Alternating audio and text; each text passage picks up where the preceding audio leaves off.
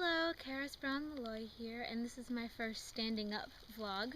Today is November 7th, 2011, and I'm going for a walk around the new place that we lived in that we just moved into, and there's all this beautiful nature everywhere. I've got my walking stick, which is a whole long story in of itself that I'm not telling yet. So, let's see. Let's get started. What is going on? Oh! My book has arrived. This is it. Isn't it lovely? I'm very excited.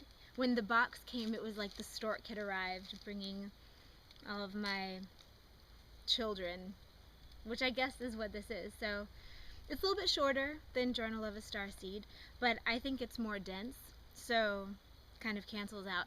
There are still a couple signed ones to get, and I think that I might keep sending out the option of getting signed ones. They might take a little bit longer to get because I have to sign them than it might take to get them from Amazon, but I like the idea of holding it in my hand and signing it and then mailing it to someone rather than them getting it directly from the printer. I just think it's cool to do that. So anyway, today I'm going to talk about a subject that is controversial and that I wondered about for a really long time as I was raised in a Christian religion, and then once I found out that that religion had parameters that just felt stagnant and wrong, and then as I turned it over in my head for years and years, and finally this is what I'm getting to. It's a theory that I'm working on, so it's not complete yet, but I'll share it with you because it just is asking to go in the vlog this week. So it has to do with original sin. And original sin, the fall, when Adam and Eve got kicked out of the garden, different people will tell you that those are different things, I've found. A lot of people equate original sin with sex and sexual intercourse and things like that, where I always wondered why, because it never said that the original sin in the Bible had anything to do with sexuality. And so I always wondered, well, where did them deciding to eat the apple end up translating into sex being original sin and sex being evil? And I wrote a whole chapter in the new book about sexuality and what it is, as far as what I've discovered and the ills and blessings of it, and how important it is, and how if it's abused, it can do major damage. So the rules are understandable, that's what they put in, but the damnation that people believe they're in store for by making somewhat arbitrary mistakes sometimes is more complex than we are raised to think. So, original sin, the fall. I've become rambling again, which I always do. So anyway, Adam and Eve, right, the prototypical, I don't know if that's right, but anyway, the first humans, the ones who had everything, the ones who were not lacking in consciousness, who knew their relationship with the divine, blah, blah, blah. You know who I mean, whether or not it was 2 people or more. I think it was probably more, obviously, in my opinion, but anyway. They had these choices presented to them. They said, would you rather? Would you rather continue in your godlike existence and just, remain exactly as you are? Or would you rather become even higher, which, become like gods?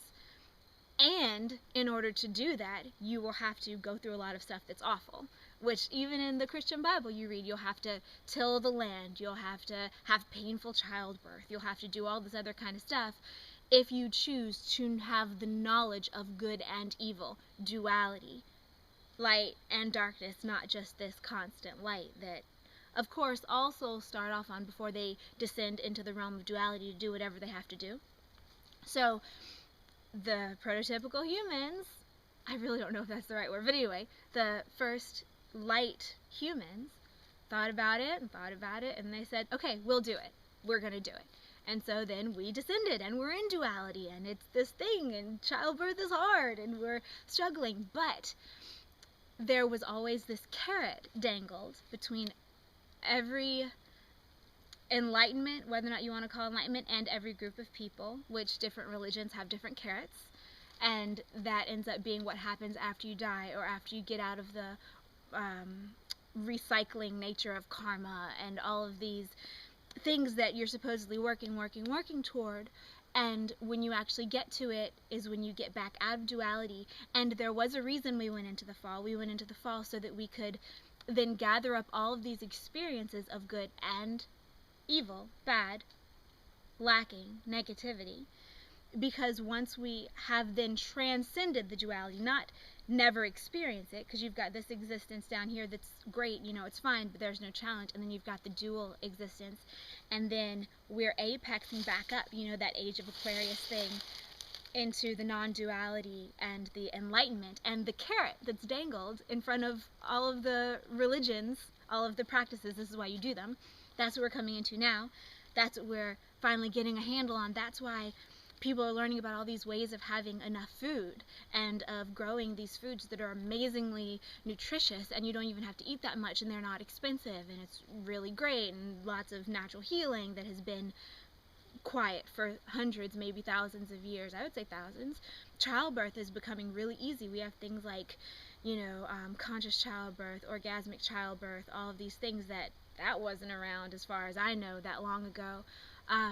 Or if it was very secret, which is kind of the same thing. If you have to go through all of this training and all of these mystery schools in order to get this nugget of knowledge, it still doesn't count as being really a part of a human experience. And still, those knowledge schools, those mystery schools, things the priests had to go through, and the priestesses, and the ancient religions, and then more commonly now, the very, very high-ups in any given religion who know the real secrets, they've still been divided. But the reason they had to be divided, just like other stuff, is because we had to experience duality. It had to be hard, the vast majority of existence, of people existing, because that's what we're going through to get to this place.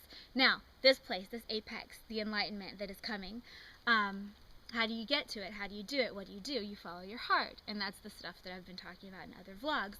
And when you do, what you'll find is that things make sense that didn't make sense. You'll find that you can kind of understand interactions better than before, because ego gets taken out of it. Because if you're following your heart doesn't have any reason to feel better or worse than anyone, and it doesn't have any reason to be self-serving, because the heart is inextricably connected with everyone else.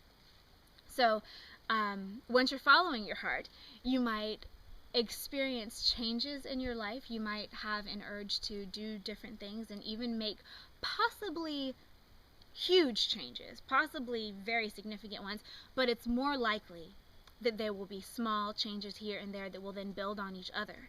And then when you stop and look back at the path you've just walked over the past however many years, you'll see that you've done all this crazy amazing stuff, but at the time it just felt like, okay, I'm going to do this now, and now I'm going to do this, now I'm going to do this, and you don't really think about the fact that you are forging this new way of existence in the world that we live in.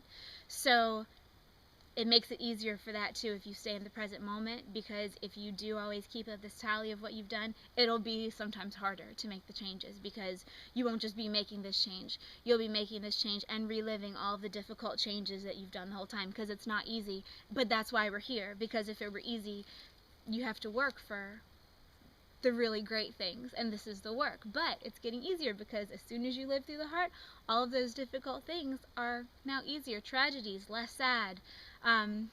You can feel the emotion and let it go through you and let it leave without being stuck in it for years and years, which is what has previously been done. So I hope that came out clearly. I was a little bit all over the place, but it's because I'm still acclimating to the really intense energies of this new place that I'm in. So I apologize if I was foggy, and if you have questions, ask me, and I will clarify as best I can. And in closing, have a great week. Fall is here. It's November. Can you believe it? It's going so fast. And so really prepare yourself for the winter. Start going to bed early. I went to bed at like 6:30 last night, and it was awesome. If you don't have anything to do things like that, and then doesn't matter how early you wake up in the morning, it feels like you slept in. I know everyone can't go to bed at 6:30, but try to follow what your body and your spirit are asking you for, because they might be different now than they have been before, because we're in a different time. So if you listen to those calls, then everything will be a lot easier for you. Anyway, go in peace, Keep shining your light. Do the things that your heart is asking you to do. If you're anything like me, you probably reject them for a while and explain them away, and then finally enough people say to you, you should probably do this, that you do, which is why I'm out walking right now.